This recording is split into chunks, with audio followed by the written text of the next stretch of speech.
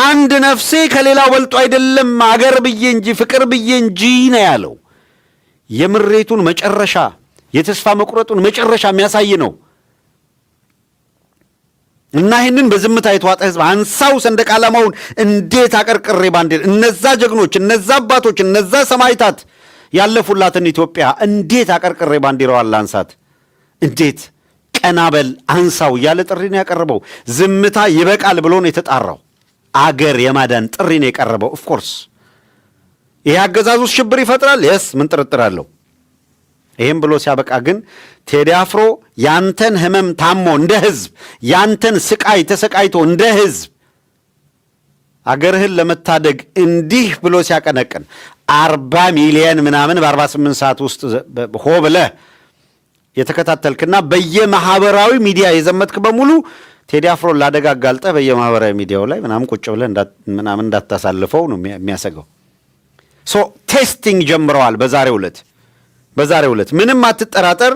የቴዲ አፍሮ ቃል አቀባይና ምክትል ማናጀር የሆነችው ወይዘሮ ማህሌት ሶሎሞን በፌዴራል ፖሊስ በቁጥጥር ስር ውላ ታፍና ተወስዳለች በዛሬው ዕለት። አንዱ ዜና ነው።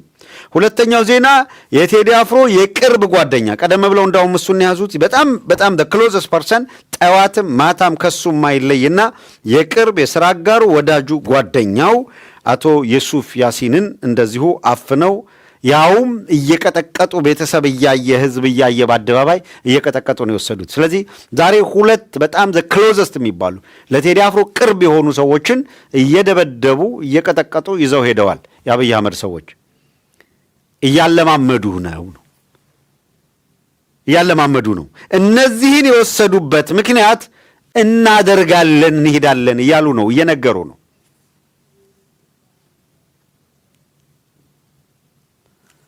እስር መሞት እሱ ወስኖበት ነው፣ ቆርጦ ወስኖ አንድ ነፍሴ ከሀገር አትበልጥም ብሎ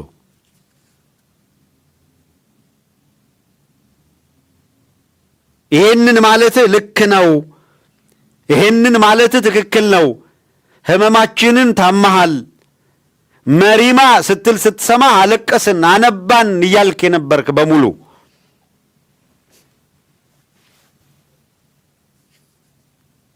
እየሆነ ያለውን በጥንቃቄ የሚከታተል በሙሉ ይሄ ስርዓት በእንደዚህ አይነት ሁኔታ እየተፈቀደለት እንዲሄድ በዝምታ ሊታለፍ የሚገባው አይደለም። ፓስተሩ እየወጣ ምኑ እየወጣ አክተር ሆኖ ለአብይ አህመድ እየተሟገተ አንተ በምንም መልኩ ዳር እስከ ዳር ቄስነ መኖክሴነ ምንድነ ሁሉም አካለው በጋራ ይህንን ውንብድና የተሞላበት ስርዓት ሊታገለው የሚገባው አብይ አህመድ ያለ ህፍረት ለሱ ቆመው ሌላውን የሚያወግዙ ፓስተሮች ነብዮች እያለ ያሰልፋል። በዚህ በኩል ያለው ሌላ ወሬ ያወራል። ሁሉም የሚለካበት ሁሉም ሚዛን ላይ የሚቀመጥበት ሰዓት ነው። መረጃውን ካደረስን አሁን ባለው ሁኔታ እየተከታተልን ነው። አሁንም በዙሪያው ያሉ ሰዎችን የማደን አስቀድሞ በቁጥጥር ስር የማዋል እንቅስቃሴዎች ናቸው የቀጠሉ። እየተከታተልን አፕዴት የምናደርጋችሁን ነገር አፕዴት እናደርጋለን። ነገር ግን በእርግጠኛነት እየነገርናችሁ ያለነው የቴዲ አፍሮ ሁኔታ እጅግ በጣም አደገኛ ሁኔታ ውስጥ ነው። ይህንን ተከትሎ የተለያዩ እርምጃዎች ሊወስዱ ይችላሉ። እዚህ ያሉ አካላትም ኢንሳይት ሲያደርጉ የነበሩ አሉ። በነገራችን ላይ ኢንሳይት ሲያደርጉ የነበሩ የአብይ አህመድ አገዛዝ ከተማዋን በሪፐብሊካን ጋርድ ይጠብቃል። እንደምታውቁት የፖሊስ የሌላ ማደረጃጀት በስፋት በፈለገው መንገድ አደራጅቷል። የራሱን ባለስልጣናት በምን ሁኔታ እንደሚጠብቅ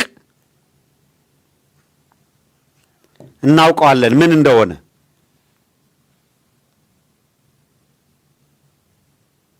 እናም ሊደረግ ስለሚገባው ጥንቃቄ ሊደረግ ስለሚገባው ክትትል አሁንም ፎከስ አድርገን በጣም በጥንቃቄ ልንሄድበት ይገባል። እግር በእግር እያንዳንዱ ቀን የሚደረግ እንቅስቃሴን መከታተል ያስፈልጋል እንደ ህዝብ።